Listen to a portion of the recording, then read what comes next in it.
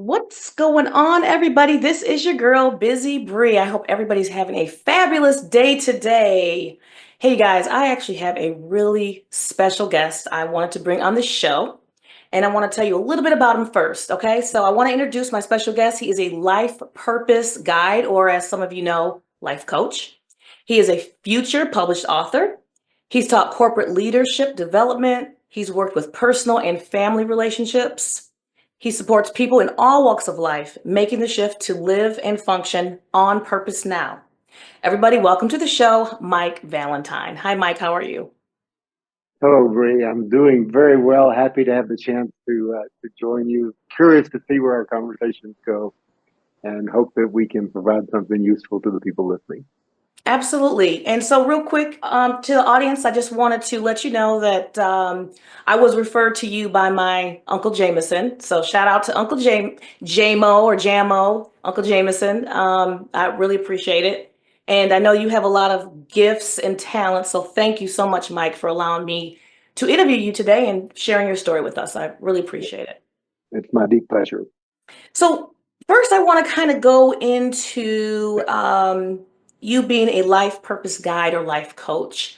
How did that come about? I know it's probably a very long story and we don't have a whole lot of time, but in the shortest possible version that you can explain it, how did you get the calling to become a life coach? Or It's a great question. It's one that took me years to understand and understand how to answer. Um,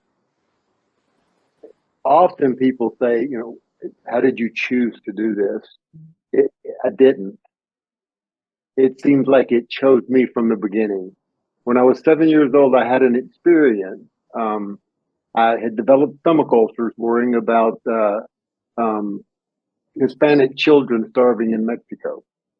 And I had an episode where the stomach ulcers laid me down in the backyard, and I could paint the picture. It's one of those that, and it didn't. I didn't go unconscious, but I went into some kind of uh, semi unconscious state, and came back. And 7 years old, I didn't have great, but as soon as I could put language to that experience, the thought was something to the effect of something's not right here, and or even something's wrong here, and it doesn't have to be. And later, years later, looking back on that experience, how I could describe it now is the world lives in fear, and it doesn't have to.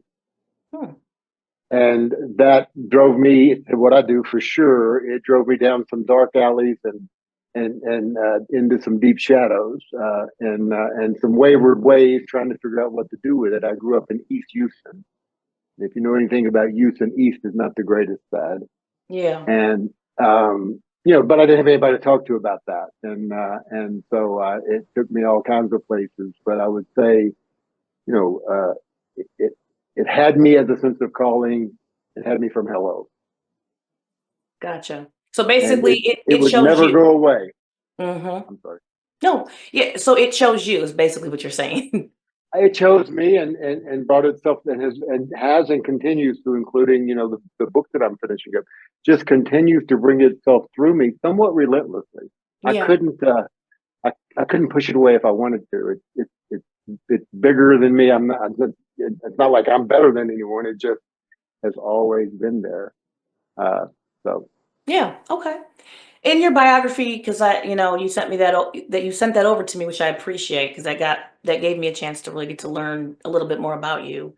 You mentioned several challenges that you faced. So besides that, what are some of the other challenges? And I'm sure the audience kind of wants to know, what are some of those challenges that you faced that kind of led you here as well, besides what you just told us now? yeah, at the ripe old age of 14, I became a union iron worker, hanging iron on the high-rise buildings in downtown Houston. Um, yeah, in those days, the only thing between us and death was gravity. There was no, we weren't tied off. There was no safety. Uh, I experienced growing up, all of the challenges that a young man can face. But the model in ironworking is how much iron you can hang is relevant, and uh, how, if you can win the fight or not, and who are the women you're hanging with. And so my role models weren't exactly ideal, Right. and I abused alcohol for 15 years or 14 years. I stopped when I was 28. I'm now sober for 34 years, coming on 35. But Congratulations. that was the initial turning point, and I think that actually uh, the fact that I didn't have anyone to talk to about this sense of calling is part of the reason I drank. I couldn't get to the core of purpose or my best self, with anyone that I knew. At the same time, and IBEAM taught me something. Living, 26 floors above the earth on a 5-inch beam for all of the day that the sun's shining has some lessons of its own. Very simple. Land the next step. The second one doesn't matter. In fact, it never matters. Right. Don't look where you don't want to go when you're on the move. Look where you're going. Now, when you stop, you need to survey where you're going. But and finally, fear can't walk the beam. Mm-hmm. I had to find another part of myself. I'm not saying I'm a fearless man by any means. I'm not. I found myself a little scared of our interview this morning, but I know it. I know KNO. I know fear in that way, and so it was very useful. I mean, it taught me quite a bit about what I do now, which is and that's a lot of what we do with people. Just outline the next step. What's your next play on purpose? What is the next best thing you can do to lead you towards your greater self and greater vision? Right. Yeah. Okay. Very nice. Very nice.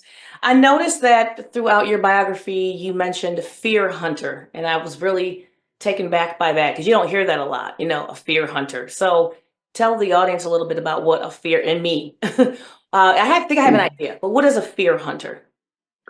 Uh, what I would say, I'm finishing up my first book, and it'll be the title of my second book. Mm.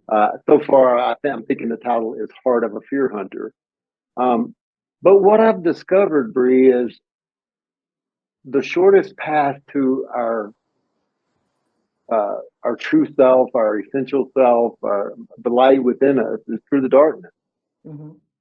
So I say that the process I do is a process of endarkenment. I have people timeline their life in 5-year increments, particularly focused on when they were afraid and the decisions that they make Mm. about their self, life, their abilities, and the other people. And it took years to figure out that I call myself a life purpose guide, but at least half the job, really probably more, is fear hunting. Yeah. Fear, when it grows in denial, confusion, and projection or blame, but it dissolves in exposure. Hmm. So, and I think any good guide, coach, mentor, if they're not steering you towards your fear about half of the work you're doing, they're Hmm. doing a disservice. There's nothing wrong with positive thinking, but denying the shadow it doesn't get us to the light. Mm. It's just more of the shadow. So to me, it's really directly, intentionally, and by this point, I'm not as young as I once was. By this point, skillfully, masterfully, shaking out the fears and really, exposing them and continuing to learn from them until they're gone. Yeah. And like as I said earlier, for me, they're not gone yet. Hmm. I've been fear hunting one way or another for 34 years. They're not gone yet. Yeah. And so in your perspective, you're saying that fear is actually necessary. We have to kind of face the dark a little bit to get to the next level of life. Yeah, I wouldn't frame it as necessary, but useful to learn from and push off of until it's gone. There are a few that say they're fearless. There are a few, Yeah. um, but uh, for most humans, we don't. I mean, we live without fear in moments, but it doesn't seem like there are many that live without fear altogether. Yeah. So. Uh, so I don't know that I would say it's necessary, but it's pervasive. It's here. You know Yep. that you know the the shadow only exists when the light is shining. Mm. Without the light, there's no shadow, and it's really the discerning the difference between light and shadow, love and fear, life and death, Right. Yep. Okay. and choosing which one you'll let you know guide you. Yeah. Yeah. We all have a choice at the end of the day. Right, Even when we right. don't feel like we do, we have some sort of choice. Yeah, yeah, yeah. Choose love over fear. We can do that. Yeah, absolutely. Okay. So you talked about your second book was going to be titled Fear Hunter. So what's Yeah. the name of the first book, and when can we or when can the audience expect to see that book published, and if they want to purchase it? It should be no later than March 1st, perhaps sooner, but I wouldn't say any sooner publicly. I'm under deadline, as we shared, and Okay. trying to get it all off to the publishers next week. So, but no later than March 1st, it should be available on most online forums, particularly Amazon. They're the fastest.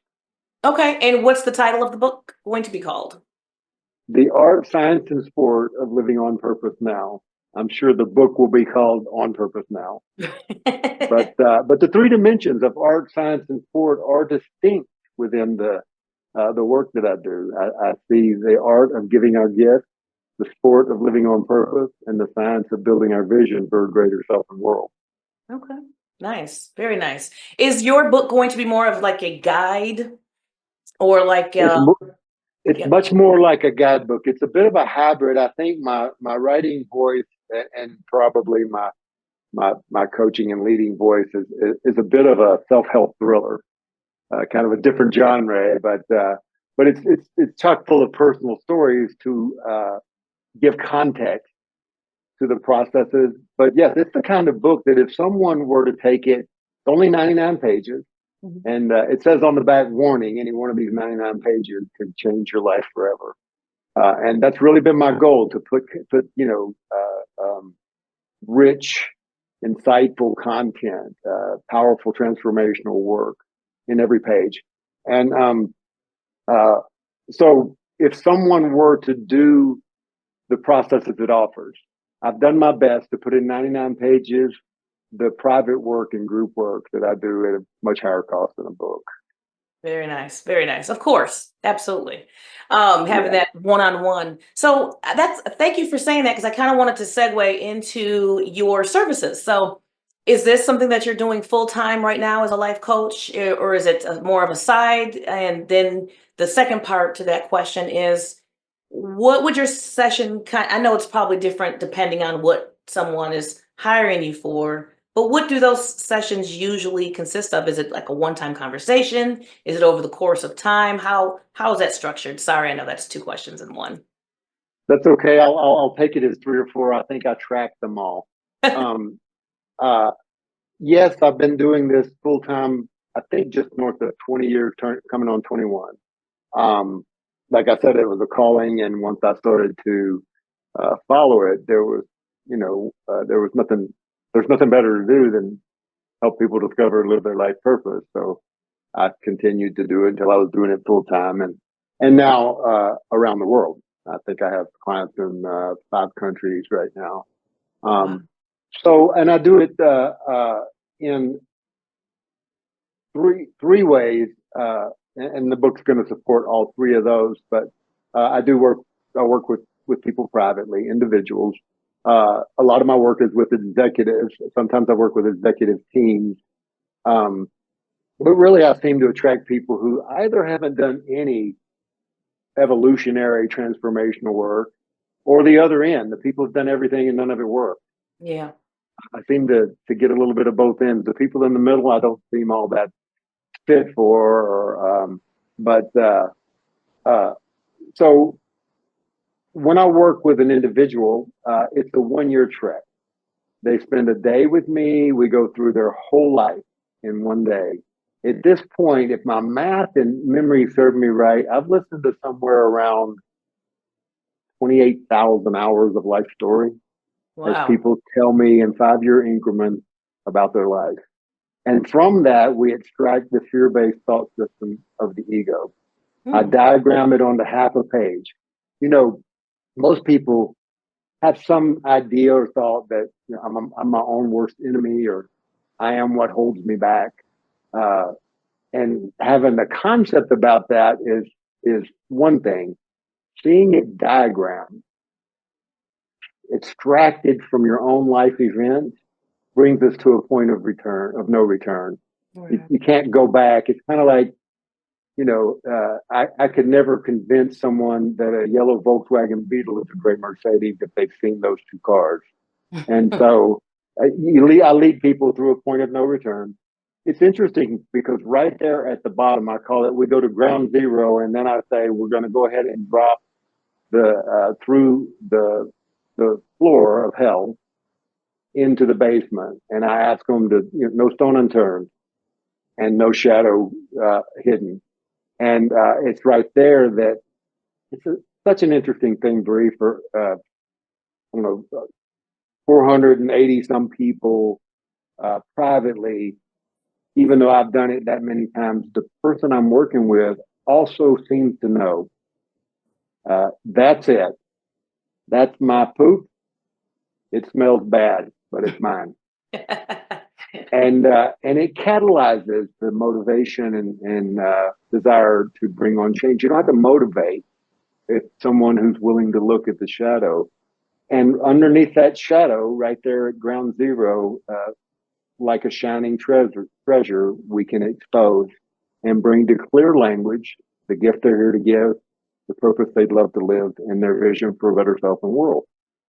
So, I absolutely so love that. that's one day. That's one day of work, Okay. and then they integrate that a bit, and then we look to the future and paint the picture of where they want to be in 10 years. Hmm.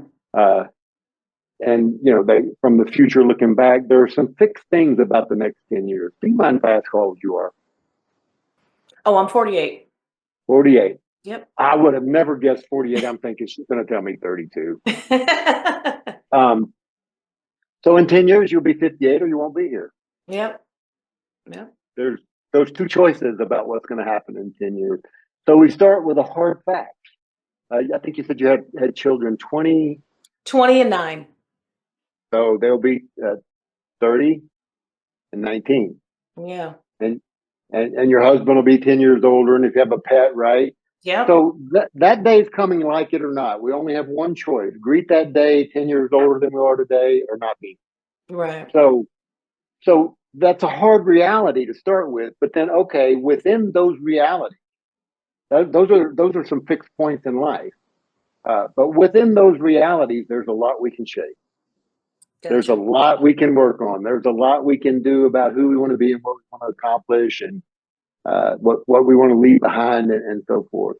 So we paint the picture of a 10-year vision, an ideal life in 10 years, Mhm. leaving nothing out and coming to the point where, um, the person will say, that's it. That's my vision. And as I look at that vision, I see two choices: accomplish it or die on the way to it. If you want to Mhm. really, really do the meaningful work, you realize, you're going to be 58, and what do you really want to look back on at 58? Right. Yep. Right? And I'm on my second one. I just completed the fourth year of my second 10-year vision. At the completion of the first one, I stood in front of 10 years of 1 year stretches that I had reduced out of the vision as I climbed toward it. And I did well. I accomplished about 85% of it. By no means 100, but the biggest thing about that day for me, Bree, was And hold it right there real quick because we actually have to go to a quick break, you guys. So this is really good stuff. Thanks, Mike. We're going to go to a quick break, you guys, and we will actually we'll be right back. All right, you guys, and we are back from break, and we're sitting here talking to Mike Valentine, living on purpose now. And so go ahead, Mike. You were just telling us a little bit about your process, and it was very interesting. Yeah, and I was sharing myself as an example, saying that at the end of my first 10-year vision, I stood that day that I exactly 10 days from the day I wrote it, when I knew when I said I would be 10 years older and so forth, and look back on the individual breakouts of 1 year each laid out on the conference table. And while I was satisfied with the journey and the progress and so much learning, um, what was most deeply meaningful and satisfying to me, though, standing there, even though I was alone, I stood with a man who had pursued what he believed in, and it's just me, Yeah. and many things in life had come and gone. My children had grown up. My dad had passed on. Uh, the woman that my work was born with, and that our relationship was much of the catalyst for developing the work. We were no longer together. Of course, I was 10 years older, and um, I was by then 58. And when I started at 48, and I certainly didn't look the same anymore, but it was deeply gratifying. And so that's the kind of uh, context and dynamic. The instructions for that are on my website, or if somebody's interested, they can give us a shout. I'm happy to send them the instructions Okay. for creating that type of vision. But so they do a day's work, they integrate their gift, purpose, and vision, and they learn from their shadow, probably far more than they learn from their essential self. Then we create this 10-year vision out into the future, and then when they get it, where they say, "Yeah, that's right for me," then we chunk it back into 1 year, and we meet in 3-week increments, designing what I call 3-week sprints on purpose to implement and make that year the reality the best we can. And so, uh, and that's what I do with individuals. The second way that I do it is in a thing I call the school on purpose, essentially doing the same work. Of course, it takes on a different texture, but doing it in groups. I have a group in Germany that's going to get started with a group of leaders. We're doing a secret agent, a leader training. Instead of implementing their vision for the business out loud, they're doing it secretly, and I'm developing them in the art of conversation. And but the school on purpose does that same process with a little nuanced differences along the way, and over a 9-month period. And then I also have the life game on purpose in and out. We Okay. play the game to live on purpose, and then finally we'll have a even less expensive option in March. The book. Okay, so you have basically different packages, and then you said all that's on your website, and at the end we'll give everyone your website so they can feel Okay. free to go on. But I also wanted to find out, do you have, it's like a 1 day uh session, or do you have, is it 3 months, 6 months, and then yeah, I just kind of wanted to find out in the different Oh, increments or packages. great question. The individuals work with me for a year. The school on purpose is 9 months. The life game on purpose is 12 weeks. You can read the book and do the work as fast as you want to, but and then I do all kinds of custom stuff. I don't turn away from anything that, and really the only requirement to work with me. I mean, I need to get paid for my work, but the actual contract is 3 questions. Do you want to live on purpose now? Are you willing to see and admit what's in the way? And would you like my help? And if someone answers yes to all three of those questions, we'll find a way to do it. It may be within things I already do, or we may need to do custom work. But and I do have a 1 day program that I do quite often called transforming problems into purpose. Okay. So, Very and they can do that with a few people or a few thousand. Gotcha. Do you also work with maybe, say, married couples? Yeah, I have couples on purpose, teams on purpose, life on purpose, mastery on purpose, fitness on purpose. But it's the same essence. It's just the focus is different. The application to subject matter is different. But yeah, I work with couples, and it's the most intense work I do. I can It is. imagine.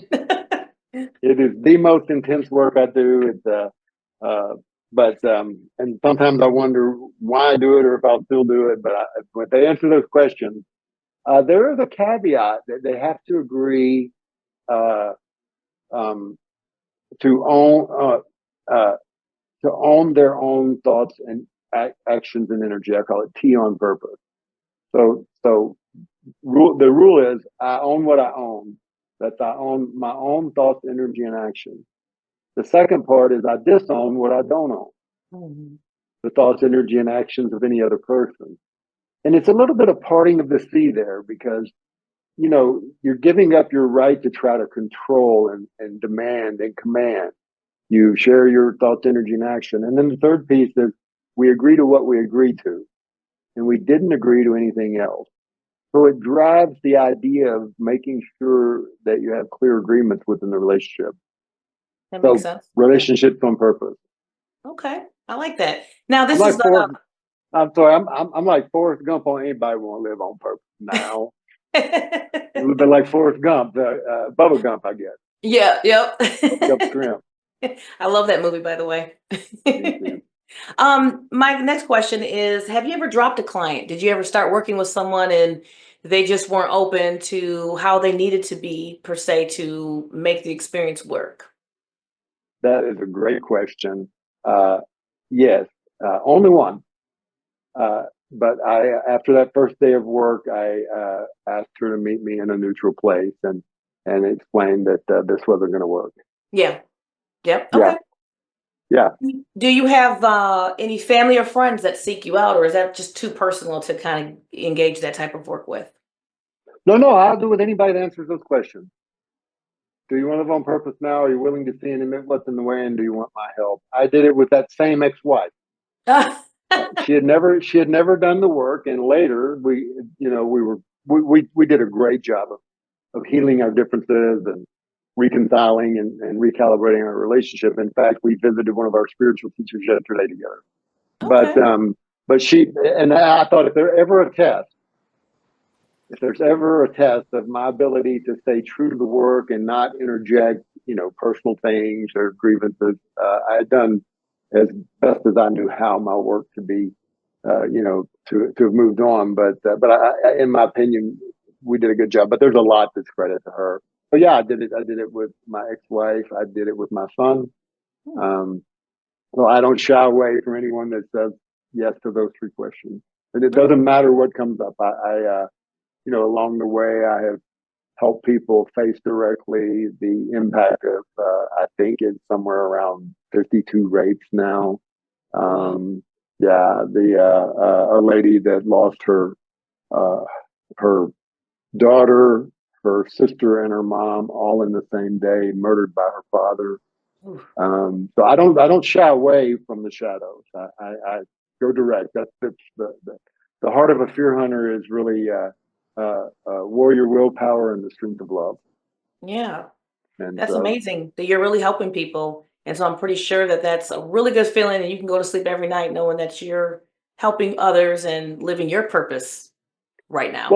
yeah, it's that what I just described. Those things are extremely stressful and hard work. It's very important to stay focused on them and to not bring any other type of issues or agendas into the process.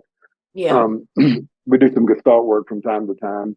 But what I've discovered is if we go back to the scene of the crime in our mind, we've all heard that the mind doesn't know the difference between what we visualize and what actually happened. So returning to the scene of the crime, we can start to undo its damage. Mhm. And so I encourage the courage to change the things we can.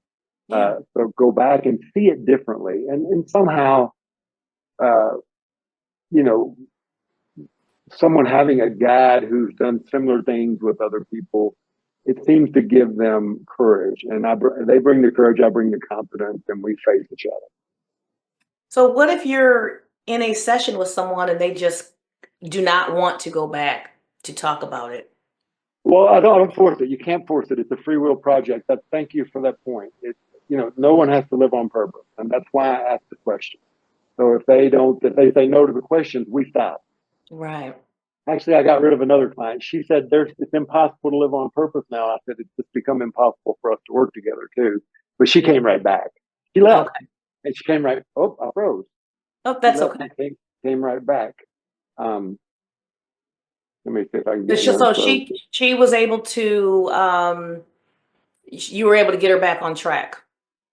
Yeah, yeah. She changed her mind. She said it is possible to live on purpose now. So, um, but it's a free will project. So in those, they have to be willing to look. I mean, I've worked with uh, moms whose children have committed suicide. I worked with a set of triplets, 2 out of 3 wanted to commit suicide.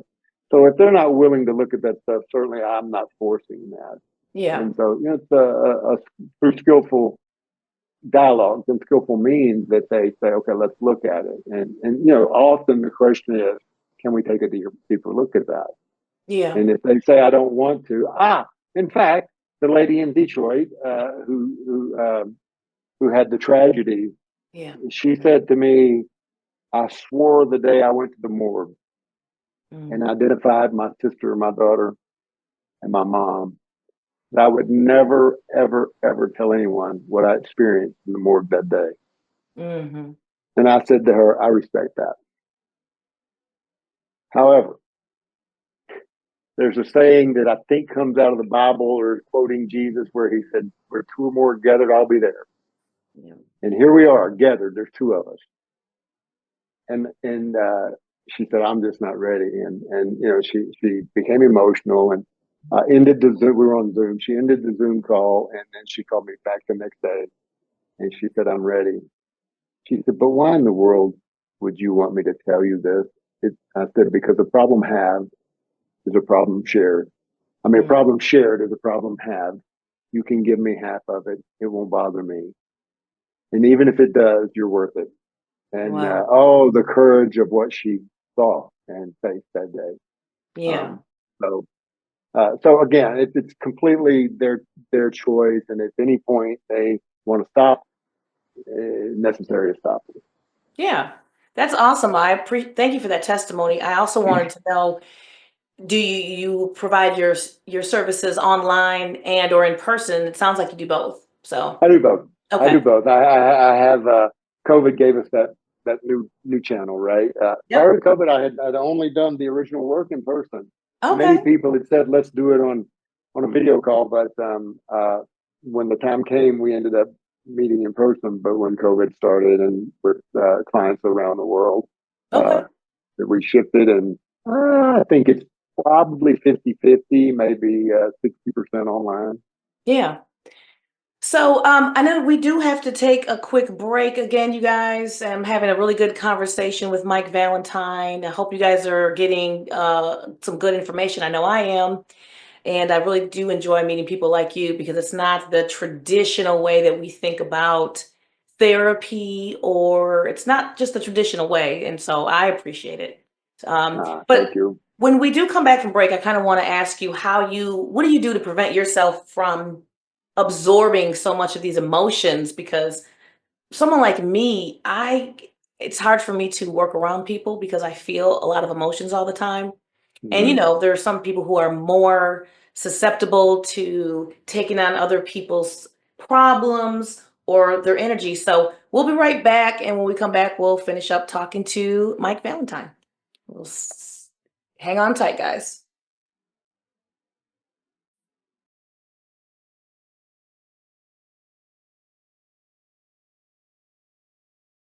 All right, you guys, and we are back. I am talking to my friend now, I feel like, Mike Valentine. And before we went to break, I had asked you a question about how do you prevent all of these stories that you're hearing from people? I know you're probably really hearing some negative things and some powerful emotions. For me, I soak up a lot of what other people go through, or even if just a feeling, it's hard to be around certain people. So this is your life work. How do you prevent that, or is there a process that you go through to kind of get that off of you, that energy off of you?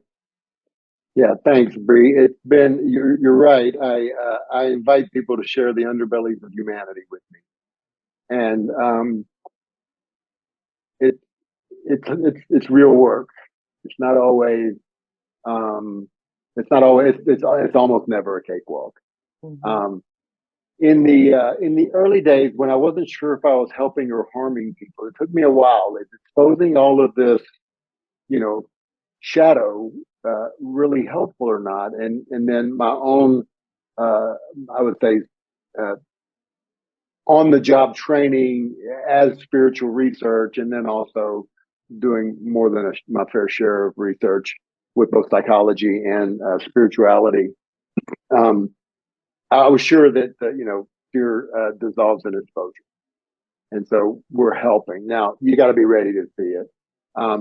But early on, the day that I was preparing to take people through the process of you know exposing their fear-based thought system, I diagram it on a half a piece of paper, and I put their purpose on the other half of Mhm. that piece of paper, so they have a choice of their essential self or their ego self. And but that morning, often I would sit and weep before we started. Mm. I would sit with just tears and silently, and knowing we're about to go to hell. We're about to go to hell, and they don't know what's coming. And so I would say somewhat compassion and hope for that it's useful and worked out for probably 9 years. During that process, every time there would be a point where my mind would say, "This isn't going to work. It's not going to work this time." And then over time, that dissolved. And then as people started to mature, like I said, it's been coming on 21 years now. So people who wrote a vision 20 years ago, they finished it. And people who wrote one 10 years ago, they're finishing it, right? And as I started to see that, I don't know how to say it, but that a leopard can change his or her spots, Mhm. but only if they want to. Right. I Yeah. started to realize that this is helpful. And so that was a big, big shift. Uh, Practical things, I stay fit because, uh, uh, movement, exercise moves those emotions. And the old saying, go for a walk and clear your mind works. And I stay as fit as I can. But I think I have if I can remember to either take a cold shower or a salt bath afterward to do something formal to move out of that, that fear based, you know, probing. But at the same time, I would say this: like you, I'm sensitive. Mhm. I'm extremely sensitive and caring. And so it's a bit like, if you shovel horse manure, you smell a little bit like horse shit. I just don't think you can stay clean doing the work I do. You don't work on cars and not get grease on your hands. And so I accept it as one of the job hazards. That I will never forget that lady or the clients that tell me about how they're thinking of ending their life, and those things can't be forgotten. I mean, forgiven and framed, yes, but I've seen some parts of the world and humanity that you can't unsee. Right. So, but what it does is force me to stay vigilant in my own development and growth, and keep my edge sharp, and be sure that I'm doing what I can to live on purpose. And so, the summary is, I stay on purpose the best I can. Yeah. Yeah. So, and thank you for that because that's important. People need to know what, if they want to seek you out, they want to make sure that you are healthy, that it's not affecting you too. Yeah, yeah. And so what do you do when you're not feeling so hot or so great and things are starting to affect you, or maybe there's a decline in life because we're not always going to be up. We're going to have our bad days. Sometimes it's going to last a day, a half a day, or sometimes a week and maybe even a month. What do you see anybody personally, or are you now a master of since what you I do? am a master of what I do. I'm a master life purpose guide. I developed the trek of mastery to what I do, and I want to be able to help others also be life purpose guides. But that doesn't give me a pass. I have a set of advisors. I have a set of professionals. I have people that I can call and and hold confidence about client situations to get other input. Um, so I have I would say a, a it's very informal, but we do sometimes team up, and I get two or three people on the look, I mean, I had one lady, for example, and I'm like, she just seems to be getting more and more depressed the more we talk about living on purpose. And I talked to two people separately, and essentially what they said is she just needs more light. Just keep don't point her more toward the shadow, point her more toward the light. And she's actually my book assistant. She's the one that's been texting Oh. me when I thought I needed to answer a text during the break. Um, and it worked. But I also have a war chest of tools, uh, and I use them more than anyone. I have a weekly progression I go through. I review my 10-year vision every Monday. I also do a worksheet that I call the red dot worksheet to get a sense of what fears I've got hiding in the corners. Then I still review my purpose and the fear-based thought system at least 3 times a week. Uh, I have a butt reduction worksheet. I want to live on purpose, but and I do 2 of those. So I'm the living practice of the work itself, and those things keep the bigger keep things from becoming bigger. And then I have a daily commitment to get back on purpose within 30 minutes anytime I realize that I'm off. And so, I learn and learn and learn. I get off purpose. I mean, uh, yesterday was a great day. I don't say my book was flowing, but today I didn't have the flow, and so I paused and did a little more workout and took a little time to relax, meditated. I wondered if our interview was making me nervous. I'm like, that I'm not very shy, so I didn't think that was it. But to continuously stay vigilant, use the tools that I recommend. Hmm. Yeah. Yeah. So I wanted to kind of touch back to now you just recently met my grandpa Oh and yeah. and I heard from my uncle that you guys really got along. I know this is some stuff that he's been on with spirituality and grounding yourself and things like that. So was that meeting with Is him, that your Uncle Chris? Or Uncle Jameson, I believe. oh, Yeah. I'm sorry. Okay, yeah, yeah, Yeah. Yeah. yeah. And so I know that you guys had a really good meeting. And so if he likes you, then I know you're good people because he doesn't, necessarily mesh with everyone. He's on a certain Thank you. level in his spiritual life. So Yeah, yeah, yeah. I've loved. It's I love the I don't know kind of woo woo coincidences, synchronicities in life. Uh, I decided to ride as far as Cheyenne with a group of bikers, but they were headed to Sturgis for the annual rally. Mhm. And it was raining, and I wasn't going to ride in the rain. I wanted to get some writing done, so I made sort of a vacation into a staycation and decided to turn around.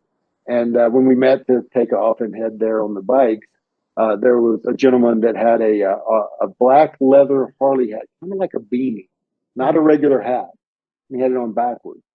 And I used to ride with my dad, and my dad wore that same hat. Oh wow. And that man was your uncle. Oh wow. That was Jameson. And then he liked to lead the crowd, and I used to always like to ride in the back with my dad. So I rode in the back, and then I realized this is the first time I've rode in a group since my dad passed, Mhm. and so it was just I mean, of course, two guys that both have Harleys, there's kindred uh, spirits right there in instant friendship. But it's been so much more than that, and we've only known each other about a year and 6 months, maybe. Mhm. But he's become a dear, dear friend. And I shared with you briefly that right after that, I was in a head-on collision. A Mhm. lady dropped her cell phone, pulled into my lane, took me out head on, and I had concussion. I had ailments that I just now got cleared on a few months ago or a few weeks ago. But your uncle Jameson during that time stood by me like no one else, Wow. and we hardly knew each other. And there was a time when when the processor stops working in our mind, it doesn't tell us it's broken. Right. And I was it was the greatest test of the work I do. It was by far the greatest test, and I needed the work more than anyone and more than I ever had in this last year and a half. And there was a day I was honestly considering quitting. Mm. Your Uncle Jameson and I were down by the lake, and he was the person I knew I could share it with without being judged. Yeah. And he just looked up and I said, I know this is what I'm born to do, but I don't know if I can keep up anymore. I don't know if I'm capable. I don't know how to get everything back on track from here. And he just said, my friend, keep going. You have what it takes. And it was, you know, Beautiful. yeah, it was beautiful. That's So he's that kind, as you know, he's that kind of man and that kind of friend. And he supported me. I mean, when I didn't know if I should be riding my motorcycle, he would ride over and just be my escort. Let me yeah. follow him instead of having to navigate myself. And then when we discovered it was my eyes that were and vestibular balance, Mm. he we were he stood by me as I worked through that. So you're fine man, your uncle. Yes, I've got really I'm good lucky to family. know him. Yep. Yeah, Yeah, thank you. you Yeah, do. I've got a really good family, very blessed. Not everybody can say that. So I do Good. appreciate that. Do have to wrap up the interview coming up. So I kind of wanted to have you shout out your social medias, your website, where people can find you if they want to reach out to you for your services or they just want to learn a little bit more about you. So how can they find you? Yeah, first and foremost, I don't mind working with a personal touch at all. My email is mike@onpurposenow.com. And I really love to get down in the grit and see what we can find. My website is onpurposenow.com. I can be found on LinkedIn, Mike Valentine, and on Facebook. There's an On Purpose Now on both LinkedIn and Facebook. But really, the best way in is rather than wandering around all the data out there, let's have a 15 or 20-minute conversation. Let's Yeah. talk about living on purpose. I got nothing better to do. Okay. All right. Well, again, I just want to thank you so much for coming on the show. This is gonna air a few platforms, so a lot of people should be able to see it anyways and hear it. Yes. Um, your work is needed in a world where we're also stretched thin with, being parents and working full time and also trying to help out our family and friends. And some of us have really big hearts, and so we don't always know how to stay grounded and they need someone to talk to. And I appreciate your work. And I wish, I'm sure there's other people who do what you do, but I just want to say I appreciate your work, Mike, and keep Oh, going. thank you. And I'm so blessed to know you. And I'm so glad that you decided to do my show because we need someone like you in the world. Everybody needs a Mike Oh, Valentine. oh, thank you. Thank you. I'll make this promise to you as I have to others. Yeah, I'll do the work as long as I can. I know And you I'm doing will. everything I can to keep myself healthy and keep doing the work. So uh, Awesome. I'll be here Awesome. doing the best I Awesome. can to learn and live on purpose. Yes, well, you're doing a great job. Thank you so much. All right, you guys, we got to take another quick break and we will be right back. All right, you guys, this wraps up our show for today. I want to thank Mike Valentine again for joining us and giving us his testimony and sharing his wonderful story with us. As always, be good, be great, and never procrastinate. Live your best life out loud right now or on purpose right now. Don't forget, you can always find Busy Breeze Hot Topics podcast on YouTube. Thanks for tuning in, and we will see you next time.